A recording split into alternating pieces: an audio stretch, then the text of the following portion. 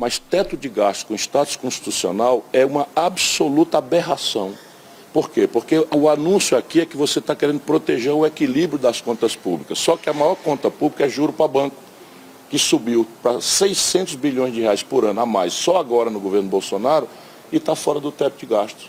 O teto de gastos, a pretexto de garantir a equação de finanças públicas sadias, não protegeu, por exemplo, os super salários dos generais, que aumentaram 9 pontos acima da inflação. Onde é que está praticado o teto de gastos? Naquilo que interessa ao povo, na depressão violenta, histórica, no pior nível do mundo, do investimento. 25 bilhões sobram de 4 trilhões e 800 bilhões, 19 dos quais estão entregues à roubalheira da emenda do relator. Regra de ouro? Regra de ouro também vai junto com essa excrescência que só se inventa no Brasil. A renda tem que ser, a partir da erradicação da pobreza, um programa de renda mínima de cidadania, R$1.000 por domicílio, um salário mínimo que, consertar as contas públicas, ganhe poder de compra acima da inflação, como o Brasil sempre fez historicamente e agora está declinando, e ajudar a população a se requalificar para as novas práticas que a economia digital está pedindo. Ciro Gomes se reuniu com empresários do Instituto para Desenvolvimento do Varejo. O encontro foi a portas fechadas. Ele apresentou propostas para conter a inflação, retomar o crescimento e recuperar a capacidade do governo de fazer investimentos públicos. Ciro Gomes disse que, se for eleito, vai fazer uma reforma tributária, que pretende criar programas para a indústria e o comércio e incentivar a geração de empregos com carteira assinada. Sobre o projeto de reforma tributária, o candidato explicou que planeja juntar vários impostos em um só. Uma reforma tributária que substitua todo o modelo atual. Vou te dar um exemplo prático. O mundo inteiro tem um tributo sobre valor adicionado que é cobrado no consumo, chama IVA, em português, VAT na prática internacional. O Brasil tem 6. Eu quero fazer, em linha com as melhores práticas, unificar os 6 tributos sobre valor adicionado num único tributo. Agora, vamos ver as mentiras do Bolsonaro, que poderiam ter sido desmentidas na mesma hora pelo JN, uma vez que estão gravadas em vídeos. Sobre o seu comportamento, com as frases que eu mencionei, imitando pacientes com falta de ar, muitos viram isso como um sinal de falta de compaixão. Eu queria que você botasse no ar eu imitando falta de ar. Tu segue aí a receita do ministro Mandetta. Você vai para casa, quando você tiver lá, falta de ar, você vai para o hospital. O Mandetta é aquele cara que condena a cloroquina e fala o que para você? Fique em casa, quando você estiver sentindo falta de ar, você vai para o hospital. Tudo agora é pandemia. Tem que acabar com esse negócio, pô. Lamento os mortos, lamento. Todos nós vamos morrer um dia. Aqui todo mundo vai morrer. O Sérgio vai morrer um dia. Né, Sérgio? Não adianta fugir disso, fugir da realidade. Tem que deixar de ser um país de maricas. E o presidente da República chamou a nação brasileira. O Brasil precisa deixar de ser um país de maricas.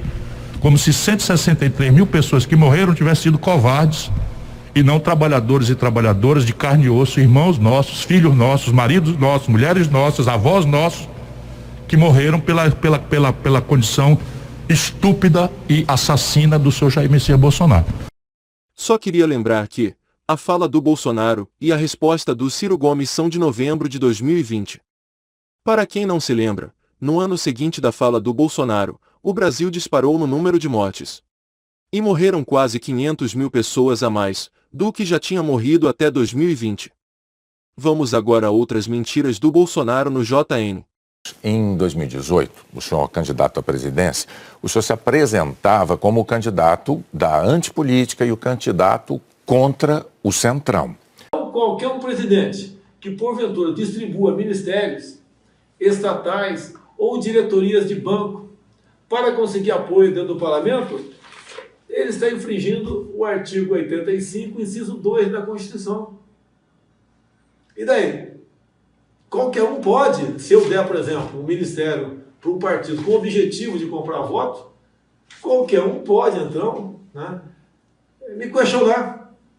O que vem sendo feito ao longo dos últimos anos? O presidente indica os seus ministros de acordo com interesses políticos partidários. Tem tudo para não dar certo.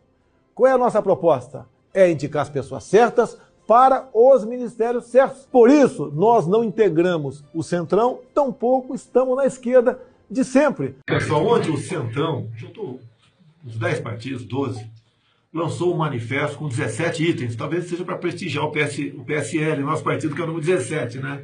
Até nisso aí. Lógico que muita coisa aqui nós falamos há muito tempo.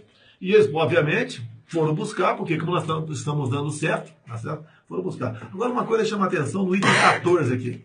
Ele diz o seguinte, né? O Centrão. Eles vão buscar governar, não na velha e esgotada fórmula de convivência baseada nas trocas de cargos e verbas por votos, muitas vezes com feições não republicanas. A imprensa não vai me entrevistar, né? Mas o Centrão, por que não começam devolvendo os ministérios agora? Tá? Devolvendo as estatais, diretorias de banco, ou vão deixar para fazer isso ano que vem? Na convenção do seu partido, o general Heleno chegou a cantar se gritar, pega Centrão, não fica um, trocando a palavra ladrão por Centrão, etc. Isso ficou muito famoso. Se gritar, pega Centrão, não fica um, meu irmão. Hoje, a verdade é que o Centrão, ele é a base do seu governo. Em 2018, o senhor chegou a dizer, até com propriedade, que governos anteriores tinham feito alianças com o Centrão. Mas o senhor disse criticamente que esses governos anteriores tinham feito nomeações com interesse político partidário e que isso tinha tudo para dar errado. O senhor chegou até a concluir assim, por isso eu não integro o Centrão. Mas recentemente, há dias, o senhor com muita naturalidade disse assim, eu sempre fui do Centrão, eu vim do Centrão. Aí eu tenho que perguntar ao candidato, em nome da clareza para os eleitores, em qual dessas duas afirmações o eleitor deve acreditar? O senhor sempre foi do Centrão? Ou o senhor, como disse em 2018, diz, eu nunca fui do Centrão por esse motivo? No meu tempo não era Centrão, não existia Centrão. Como assim? No meu tempo, esses partidos que eu já integrei não eram tidos como partido do Centrão. Agora, o importante, Bonner, nós estamos num governo sem corrupção. Eu indiquei ministros pelo critério técnico. Eu não aceitei pressões de lugar nenhum para escalar ministros.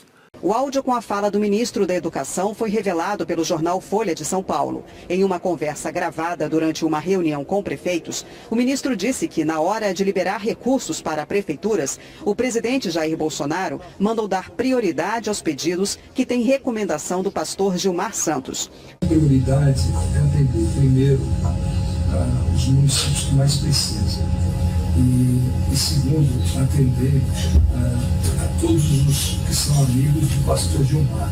Foi um pedido especial que o presidente da República fez para mim sobre a questão do Gilmar. Bom, um dia depois de nomear Alexandre Cabral para a presidência do Banco do Nordeste, o governo decidiu demiti-lo por suspeitas de irregularidades. Jair Bolsonaro informou que vai desmembrar o Ministério da Ciência, Tecnologia, Inovações e Comunicações. O presidente está criando novamente, por medida provisória, o Ministério das Comunicações. O titular será o deputado Fábio Faria, genro do dono do SBT, Silvio Santos. Ele pertence ao PSD do Rio Grande do Norte, um dos partidos do Centrão. O presidente se aproximou do grupo, que tem cerca de 200 deputados, para obter apoio no Congresso. Nos últimos dias, parlamentares do chamado Centrão receberam bilhões de reais para suas emendas parlamentares, além de fecharem acordos de indicações para cargos ministeriais. Muitos mudaram de lado, passaram então a apoiar os candidatos do governo. Sabe que essa ladroeira, essa roubalheira toda, essa suborno, essa compra de votos, foi feita pelo general Ramos. Se alguém gravou coisa, quem deu a ordem foi ele. Ele é que cooperou o balcão de fisiologia, e isso aí eu tenho testemunha. Porque eles recebem todo mundo e tem deputados amigos que me deram conta da conversa cabeluda. Você não está falando a verdade quando fala xingar ministros. Isso não existe.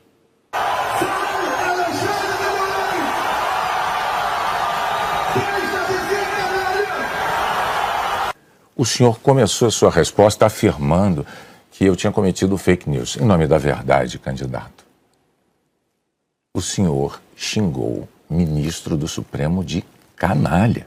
O senhor fez isso com o microfone. Então, E ele vinha fazendo contra mim. Mas, candidato, Ele vinha eu lhe fazendo perguntei contra qual era o seu propósito. Lembra a pergunta que eu fiz ao senhor? Ele Qual era o seu propósito? Falou ministro. Foi um ministro específico. Senhor. Falando em Alexandre de Moraes, parece que ele resolveu fazer alguma coisa em relação ao que o Bolsonaro falava durante a pandemia, e também aos seus aliados endinheirados.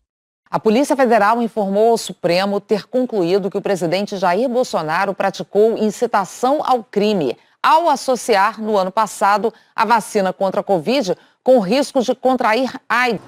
O comunicado da Polícia Federal ao STF pede mais tempo para a investigação e o indiciamento do presidente Jair Bolsonaro por incitação ao crime por ter, durante uma live no ano passado, associado pessoas vacinadas contra a Covid ao desenvolvimento de AIDS. Ainda no relatório, a polícia considera que a conduta do presidente Bolsonaro incentivou o descumprimento de normas sanitárias estabelecidas pelo próprio governo federal. Pede que ele seja ouvido e indiciado também o ajudante de ordens da Presidência da República, Tenente-Coronel Mauro Cid, que teria ajudado a produzir o material divulgado em redes.